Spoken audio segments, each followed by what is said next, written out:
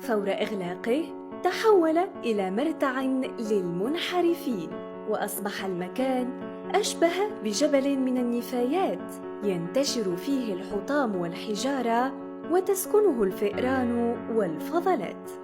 على بعد أمتار من شارع لحبيب بورقيبة معقل الثورة التونسية، بالقرب منه المدينة العتيقة الحاملة لهوية الشعب التونسي وأصالته وحضارته.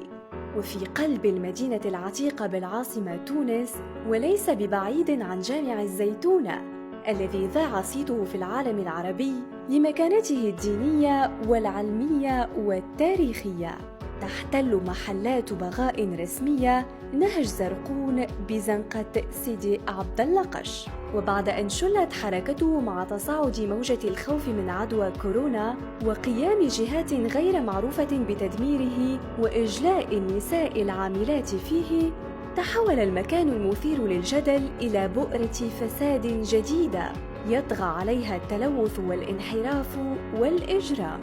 زنقة عبد الله قش التي عرفت لسنوات بالماخور المقام فيها تحت ذرائع قانونية، انقلب الآن إلى مستنقع جديد ينذر بكارثة في حال لم تتعهد السلطات الحكومية بإعادة تأهيله.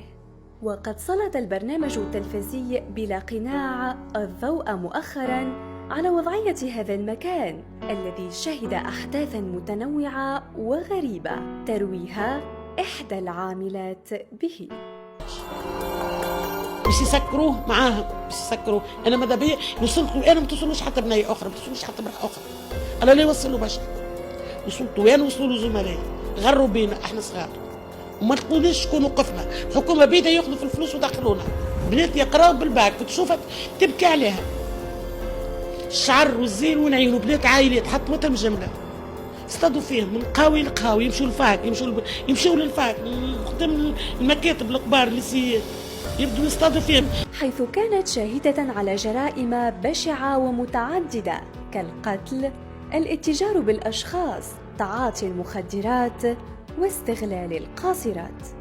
وتعتبر تونس الدولة العربية الوحيدة التي تقنن ممارسة الدعارة في دور مرخص لها، لكن في المقابل تمنعها المجلة الجزائية خارج إطار دور البغاء غير المرخصة.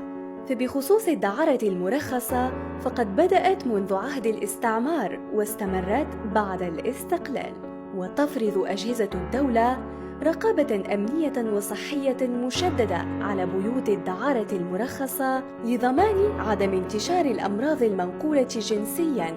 ولطالما أثار الزقاق المذكور امتعاض وغضب فئات كبيرة من الشعب التونسي.